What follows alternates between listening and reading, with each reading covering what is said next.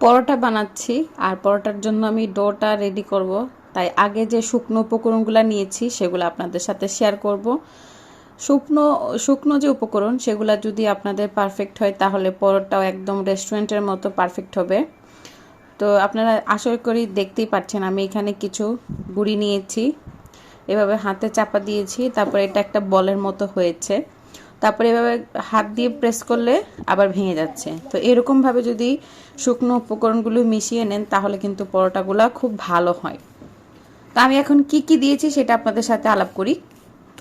আমি এখানে দিয়েছি 4 কাপের মতো ময়দা, 2 টেবিল চামচ সুজি, 3 টেবিল চামচ গুঁড়া দুধ, আর সাথে দিয়েছি 3 চা চামচ পরিমাণ বা 1 টেবিল চামচ পরিমাণ ঘি, আর আধা টেবিল চামচ পরিমাণ তেল, আর দিয়েছি লবণ পরিমাণ মতো 1.5 চা চামচের মতো। তারপরে হচ্ছে এখানে দিয়েছি আমি আধা চা চামচ পরিমাণ বেকিং পাউডার দিয়ে সবগুলো শুকনো উপকরণ শুরুতেই ভাবে মিশিয়ে নিচ্ছি। মানে একটা দলা দলা ভাব আসবে কিন্তু ভেঙে যাবে না। এভাবে মুষ্টি করার পরে দলা দলা ভাব হবে কিন্তু ভেঙে যাবে না। যত সময় আপনি আঙ্গুল দিয়ে এটাকে প্রেস না করছেন তত সময় এটা ভাঙবে না। এই যে এখন আমি ঠান্ডা পানি দিয়ে পরোটার জন্য ডোটা রেডি করব।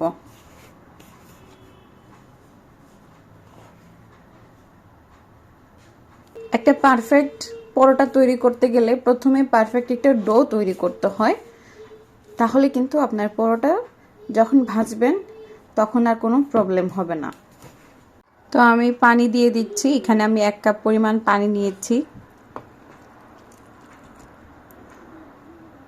আরও 1 কাপ পরিমাণ পানি সাইডে রেখে দিচ্ছি। প্রথমে ডোটা তৈরি করে নিব। তো পানিটা একসাথে না দিয়ে অল্প অল্প করে দিয়ে ডোটা তৈরি করবেন, এতে করে কেতকেতাও হবে না আর ডোটা তৈরি করাও ইজি হবে। তো এইখানে সুন্দর একটা ডো হয়ে গেছে, দেখতে পাচ্ছেন সফট হয়েছে অনেক। এখন আমি এই ডোটাকে আধা ঘন্টার জন্য রেস্টে রেখে দিব। আর কতটুকু পানি ব্যবহার করেছি একটু দেখিয়ে দিচ্ছি। এখানে দেখেন পুরা 2 গ্লাস পানি লাগেনি এই গ্লাসে। এখনো 3 থেকে 4 টেবিল চামচের মতো পানি এখানে রয়ে গেছে। আধা ঘন্টা রেস্টে রাখার পর আমি এখন ডোটা আপনাদের দেখাচ্ছি। একদম পারফেক্ট সফট একটা ডো হয়েছে। এখন আমি যেই সারফেসে আমি রুটিটা বেলে নিব সেইখানেই ডোটা আরও 1 মিনিটের মতো মথে নিয়েছি।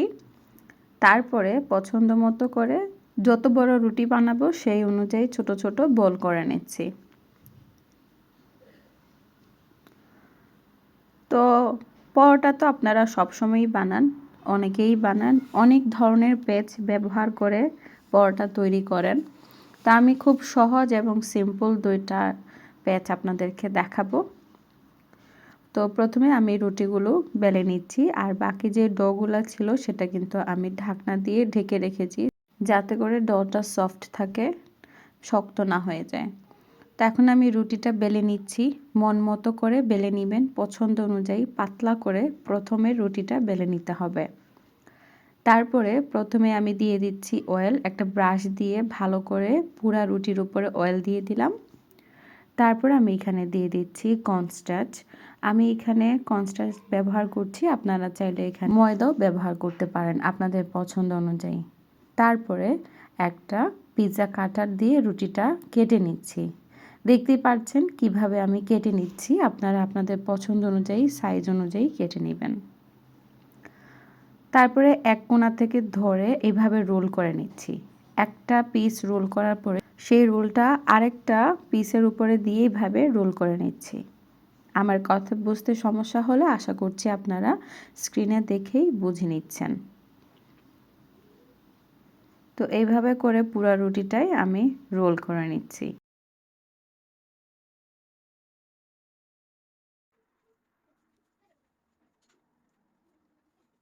আর এই রোল করার কারণেই কিন্তু পরবর্তীতে পেঁচ পরোটা অনেক সুন্দর হবে। তো এইভাবে রোল করে আমি একটা সাইডে রেখে দিচ্ছি। আরেকটা পেঁচ দেখাচ্ছি আপনাদেরকে। রুটিটা আমি আগে বেলে নিয়েছি, তারপরে অয়েল দিয়ে কর্নস্টার্চ দিয়ে তারপরে কেটে নিচ্ছি। এইবারের কাটার সাইজটা একটু ছোট আগেরটার তুলনায়।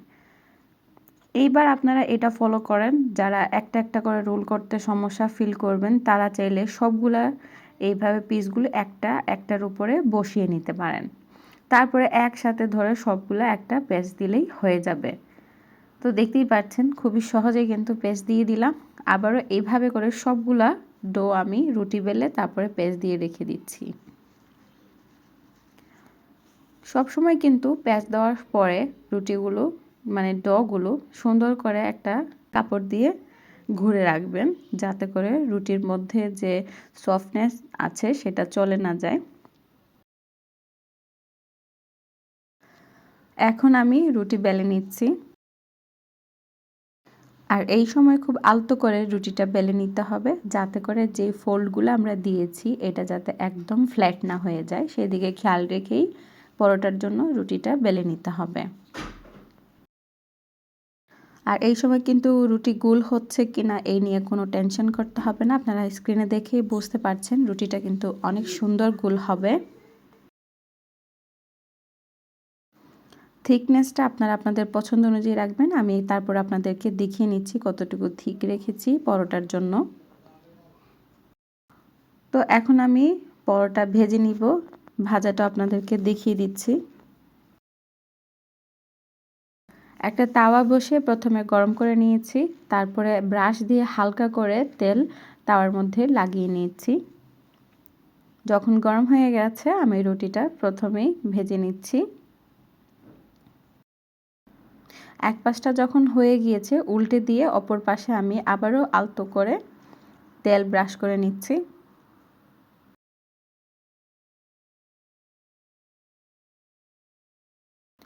মাশাআল্লাহ দেখতেই পাচ্ছেন রুটিটা একদম ফুলকো ফুলকো হয়ে যাচ্ছে। তো একটু হালকা চেপে চেপে আমি রুটিটা ছেঁকে নিচ্ছি। আপনারা চাইলে এখানে তেল কম ইউজ করতে পারেন বা চাইলে তেল ছাড়াও কিন্তু রুটিটা ভেজে নিতে পারেন। তো আমি দুই পাশে তেল লাগিয়ে উল্টে পাল্টে একটু সময় নিয়ে মিডিয়াম টু লো আছে পরোটা ভেজে নিচ্ছি। আমার কাছে না একটু ক্রিস্পি ক্রিস্পি পরোটা ভালোই লাগে। আপনারা কিভাবে খেতে পছন্দ করেন আপনাদের উপরে ডিপেন্ড করে। আর আমাকে কমেন্ট করে কিন্তু জানাতে পারেন আপনাদের কাছে কীরকম পরোটা বেশি ভালো লাগে।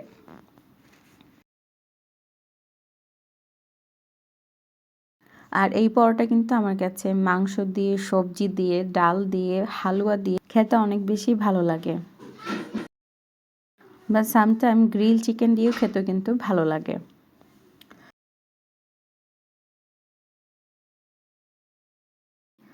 তো একটা একটা করে আমি সবগুলো পরোটা ভেজে নিচ্ছি।